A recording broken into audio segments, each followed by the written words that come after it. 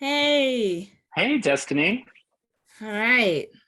So how do you say your last name so I don't butcher it? No worries. It's Napoli. Napoli. Okay. Yeah. Thanks for asking because it's usually, even though it's a pretty simple looking one, people usually Right. do the Napoli. So, Napoli. yeah. Okay. All right, let's start. So, welcome to the Insight Plug. I'm your host, Destiny, and today's guest is a father, a filmmaker, and he has a recent film called 50 Summers, which tells the story of Omaha Storm Chasers, a minor league baseball team, and a minor league baseball team, and it documents their 50th season. So please welcome Dan Napoli. Hey, how's it going, Destiny? All right, so before we talk about the film, let's talk about fatherhood. So you have a daughter and you guys have a really amazing bond. Um, so has she have any influence on any of the films you've made or anything like that? Or Man. how's Excuse me. Well, yeah, God, that's a great question. So, yeah, so my daughter is 20. She's a sophomore, or pardon me, she's a junior at the University of Nebraska at Lincoln. Um, so it's interesting, like, a direct influence on the work. Like interestingly enough, two of the current projects that we're working on, not by design, um, but have like fatherhood is actually, and the relationship happens more with fathers and sons, but are kind of like central focuses of the documentary. And so it's been interesting coming to that material. Like we're currently working on an action sports documentary that the working title is called The Magic Lamp. And it's about a group of kids who really transcended and have become like the dominant force in professional paintball. They really reshaped that sport, but they had kind of grown up in the 90s, kind of that last generation of kids who, without cell phones when they were younger, not always mom and or dad don't always know where you are. And a lot of them grew up, there's a core group of guys, and they have various relationships with like their dads. Folks that are, one of our main focuses is a child of divorce. Two of the other guys have grown up, were raised by single moms. And so it's interesting coming to those. And then we're also working on a really cool documentary involving Rafian Stotts, who is an amazing fighter. He's currently the Bellator MMA bantamweight champion. And Ross got a very interesting journey when it comes to parents. His mom passed when he was young. His dad is Nigerian, and their amount of contact and involvement over the years has moved around. So it's interesting. Like, it's not by design, but that fatherhood has definitely kind of come into my work. As far as with 50 Summers, other than the baseball documentary that we had put out a couple years back, baseball is always a huge thing in my house growing up. My dad is from Brooklyn. Like, he was little, but he grew up in the years when Jackie Robinson was playing out there. And then I ended up playing baseball into college a little bit. So there's always been a fatherly bond with baseball. And I know, even both for my family, and I think a lot of families, between fathers and their children, whether it's their sons or their daughters now, baseball is something that kind of, they bonds them together, that they kind of share. So yeah, we've kind of got fatherhood wrapped up in a lot of that work. Yeah, it's and have you been to, I mean, you played baseball, so it's kind of obvious, and the answer is obvious, but have you been to a baseball game, like the audience watching a baseball game? Well, yeah, we have. And so we've, of course, we probably filmed about 24 games of the Storm Chasers as part of the documentary. So of course we're in attendance there. And then I grew up out in Colorado. Yeah. I'm old enough that most of it was pre-Rockies. The Rockies didn't come until I think my junior year of high school. But it was interesting. Like, Denver was a minor league baseball town before that. There was the Denver Zephyrs, who are now in New Orleans, and even before that, it was the Denver Bears. And so that was my first game ever. Sometime in the late 70s. I was little. I don't totally remember it, but I do. I think my parents still have like the hard hat that we came back with as the souvenir. So yeah, I definitely understand the experience of, I think that's something with baseball in particular, and why it used to be the American pastime, is it's really about the people what you're with and the experience. And a lot of times, because games are so long too, and the games to some level are, I don't want to say secondary, but there's other things going on there that's different than other sports. That's really with the folks that you're with. I asked that because what is it about the baseball game, the experience? Some people are saying that when you watch the baseball games on TV, it's exciting to see your team, but there's just something different about watching an actual live Sure. baseball team, being there, the food, Yeah. the experience. What do you think is great about that? Well, I think you pointed out something very strong there. It is that experience. And it's funny, baseball is always kind of chasing now, and I don't think it'll catch it. I mean, the NFL, which I'm a huge fan of also, but is designed, I mean, it is a television product. It is perfect for television. Baseball is not so much. It is, like you said, it's like a diehard fan, because some of the best thing about going to baseball is that um, auxiliary element of it. And it's something that's interesting that, we kind of touch on this in the film. Major League Baseball had forced the minors in the early 90s, because of some changes to the way they did stuff, that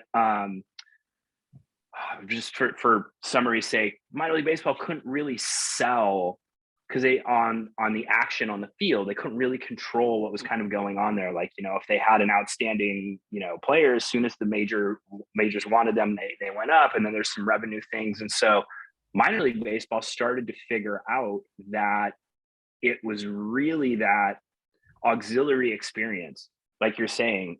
It's the food, it's going to the game with it's your family, it's taking in the ambiance, it's mascots, it's all this fun stuff. And then you kind of started to see, interestingly, like Major League Baseball has almost like reacted to some things that minor league baseball has done to bring in, like at the Tampa Bay Rays, I think, have like a pool out in like center field, and like all of these kinds of things that,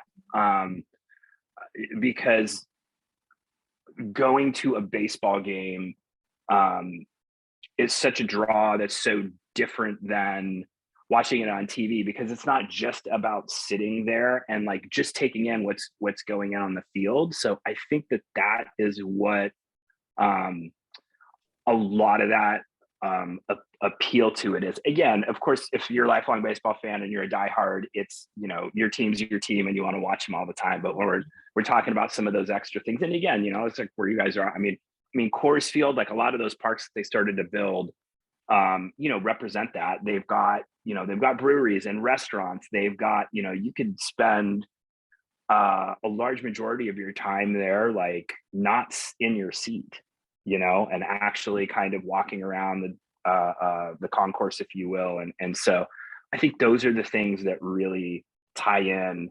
Again, like you see it in the field, like for the minor league side of it, like Omaha's got like a merry-go-round and like slides out in left field for like the little kids that go there. And so that becomes like a really big experience. So of course that doesn't really translate to, watching it at home on TV, I think. Mm-hmm. Right. So how did you get your start in filming? Well, I went to journalism school, journalism, mass communication, JMC comprehensive. So I always thought I was going to be a writer, and I still feel like I kind of come from there. I started to get a little bit interested in radio, but like at the time I went to school and the smaller Midwest programs, film school just wasn't like that. Really wasn't on anybody's radar. Like, they're really prepping you to go work in broadcast, at KUSA or at your like local TV station. That's kind of what it was designed for. So I just, that didn't appeal to me at all. But I come from that kind of action sports punk rock background, especially in the 90s, and that whole kind of X Games thing. And like video is just has been a major part of that world forever, like since the early 80s. And so that is kind of where my interest came from. And then again, also kind of being the age I am as a Gen Xer, you talk about the late 80s through the mid 90s as kind of a real boom period for music video as like really an art form. Like you had a lot of, folks who are featured directors now, Spike Jonze, David Fincher, like that came up doing music videos. And I always loved music videos. And so kind of starting to see those things kind of combined was of interest for me. And then you also had kind of the indie American cinema movement in, again, that mid late 90s, where folks like Kevin Smith and like Richard Linklater and Robert Rodriguez, who has an awesome book, if anybody's ever interested, called Rebel Without a Crew, about like, you didn't have to necessarily go to film school or a big film school, or you didn't have to like be in, you know, the Hollywood, which like, gosh, you know, that might as well be like another planet sometimes that you can just It, start doing, you know, you can just right, start it's doing like a click anything. almost. Like Yeah, so those things all kind of converged for me, and then you know, I got a gig right out of college with an action sports company. I was running their marketing and advertising department and was overseeing video production because of my background. And then through that, I got to meet one of my mentors. I got my first project ever that I worked on, which I was a music supervisor on, and then you know, it just kind of snowballed from there. so with the technology and like YouTube, social media and things like that. This is a conversation I've had with my filmmaker friends. Do you think that film school is necessary to go to in order, because there's been plenty of people who had success, were able Yeah. to become wealthy with simply picking up a camera and kind of having their own lane without going to film school and then having a cookie cutter curriculum that eventually will not be useful anyway, because it's a creative community. Things are changing. Do you think, would you be a proponent for still going to film school, spend a lot of money and possibly not even really get a job, especially where we're going nowadays? But what is your thoughts on that? Film school or Um, not? no, that's a great deep question, right? I mean, you know, it's great. There's a lot of options out there. You know, I would say fundamentals and learning the craft are paramount. You Right. know, there's an old saying that it's like once you know the rules, you can You can break them. break them. Yeah. Yeah, you know, and I think not knowing those things, I don't think they, I don't, you know, I don't think they benefit you. Mhm. However, that doesn't necessarily mean that film school itself is necessarily the way to go. I didn't go to film. I did not go to film school. I went to journalism school, so I certainly can't speak from experience. You know, it's kind of interesting too. Like, I don't know, if you asked me that question 15 years ago, my answer might be different.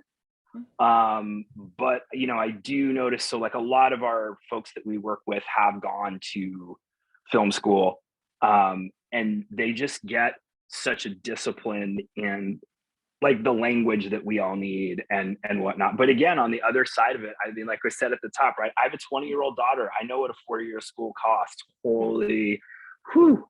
You know, Yeah. so that's where I say, I don't, you know, I think those two things can potentially be mutually exclusive. I know there's a lot of interesting things now.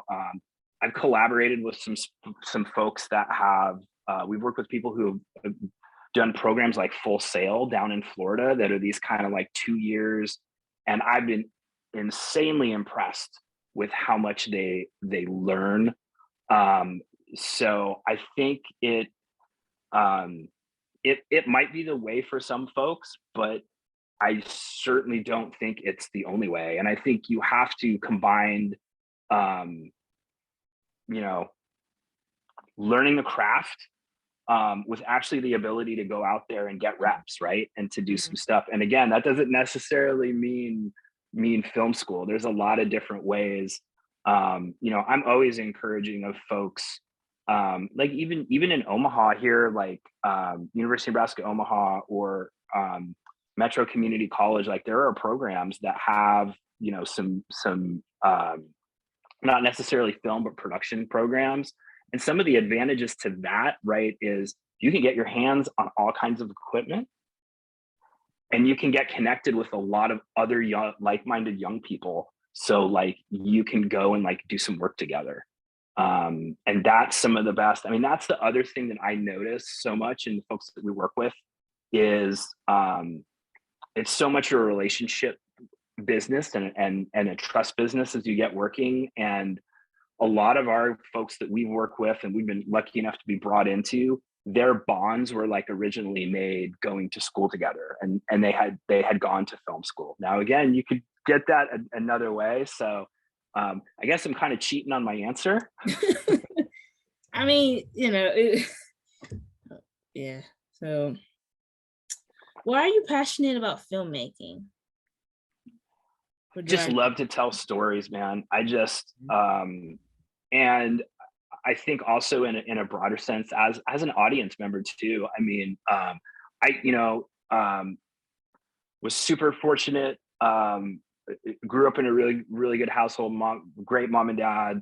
Worked as hard as they could to give every opportunity possible, but we're a super working class blue collar family, and even though I just do docs myself as a creative, but even scripted pieces, I mean, it can take you it can take people places, and I think I've even started to appreciate that more as I've gotten older, that concept of that it's like, um filmmaking and films can take you places, and that that can do such positive things to you if you can see yourself in a film or in a story or in a TV series, whichever, splitting hairs here on the mediums. Like, that's really powerful stuff, and it's really cool to make something that connects with somebody, even if it's a minor league baseball documentary or an action sports documentary. Like, to know that you may have created something that like resonates with like another human, like that's pretty awesome, and you can't really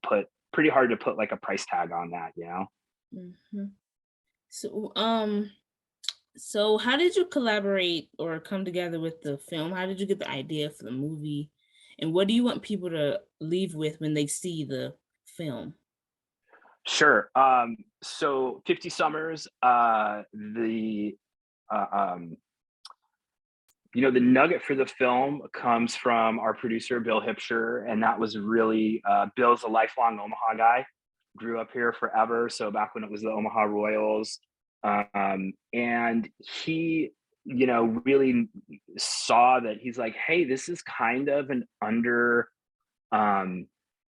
of an undertold story. Like, there's something here, and what kind of started to strike me as he's brought me to the table direct to it is even a lot of baseball fans don't even understand really the lifestyle, the life, or how the minor league works, or how any of it got there. It's like, okay, I like the Cubs, and I know, or I love the Rockies, and I know, like, we used to get the kids would come up through Colorado Springs or whatever, but then they don't have like the full grasp on stuff. So that was interesting. And then the thing with the Storm Chasers is Omaha and Kansas City have been, it's the longest partnership in AAA, which is the highest level. It's the second longest partnership altogether, probably 54 years now or something like that. And by far, it's the longest. So I've always been interested in the kind of like Sesame Streeting of stuff, where it's like one of these things is not like the other. Like why is that? Why is this one thing different than all of these others? Like, that always kind of like intrigues me to get there. As far as the takeaway, I hope what gets communicated, and it's not just Omaha, is that these minor league baseball clubs, and that is something that really struck me as we went through the process of making the film. Like, they really mean more to the community than like just the like, oh, it's a thing we can go do. Like, especially in smaller, towns, or even like, Omaha. I mean, we have a million or so in our metro area, but like, we don't have a professional sports team. We get a lot of events that are really cool. But for Omaha, and then even when you go smaller, like, there's three levels in essence of minor league baseball: AAA, AA, single A. Those AA and single A that are in even smaller towns, they really are the center focus, of that community. And it's kind of interesting that if you really look at it in a way, more people potentially experience baseball in that way in person, because there's only 32 major league teams. That's only 32 cities in the country, that get the full on. So yeah, those are some of the takeaways I hope that folks who would happen to check that film out leave with.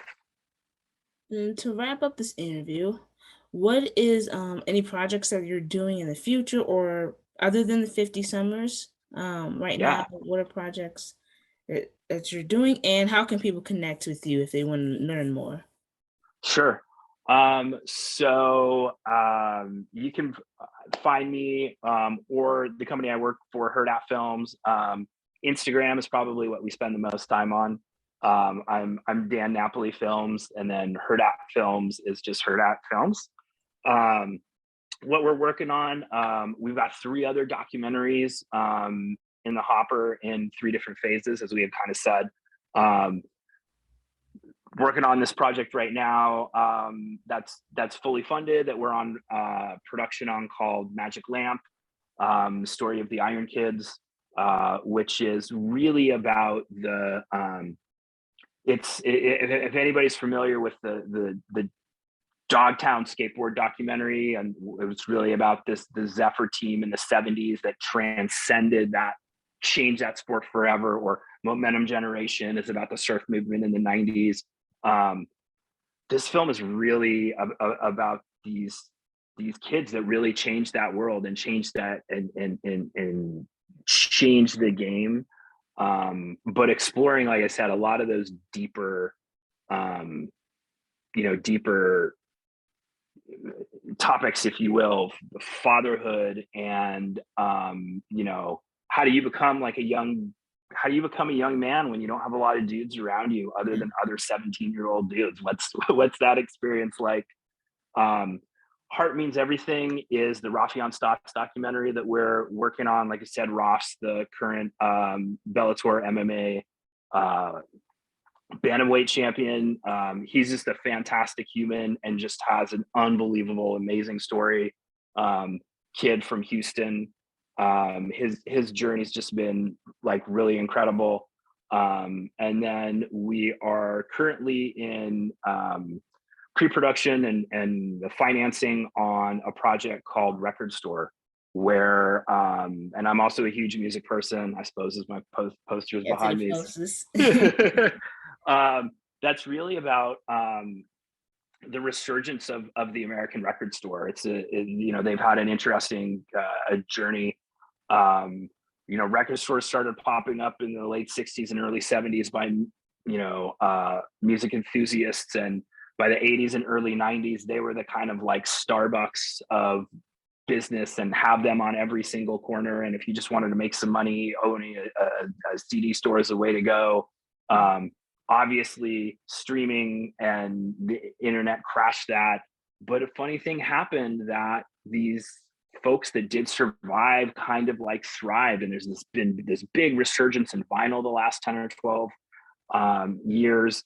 And it's kind of sort of like stabilized again. And so I think that's a really, really fascinating journey. We'll probably work with Homer's is indie store here in Omaha. That'll probably be our North Star. But I think what's really fascinating as we've gone through the development on this is there's so many cities that like everybody has their quote unquote Homers, their version. Like, Yeah. Denver, it's Wax Tracks, or Twist and Shout that's been there for that. It's like, and maybe they expanded to like a whole bunch of stores. And then now they're maybe just back down to like 1 or 2, but there's still just this love of music. Right. And it's a place for people that love music to connect. So we're really excited. We're really excited about that one as well. Yeah, the record store one sounds really fun because I don't know where to look to find records. It's just, uh digital things. I like those old school stuff, record Yeah. old school. But thank you. What were you going to say something? Yeah. Sorry. No, it's My good. It's earpiece fell off. good. Come on, Beats. Yeah, I was just gonna say, one of the interesting, like off your comment, Destiny, that we found as we've started some of the pre-pro stuff on Record Store Day is, um, there is this influx of younger people that are your age that like have only grown up with digital, so they're like really fascinated by like, oh, it's this thing I can touch and would put it. I'm like, oh, how does this work?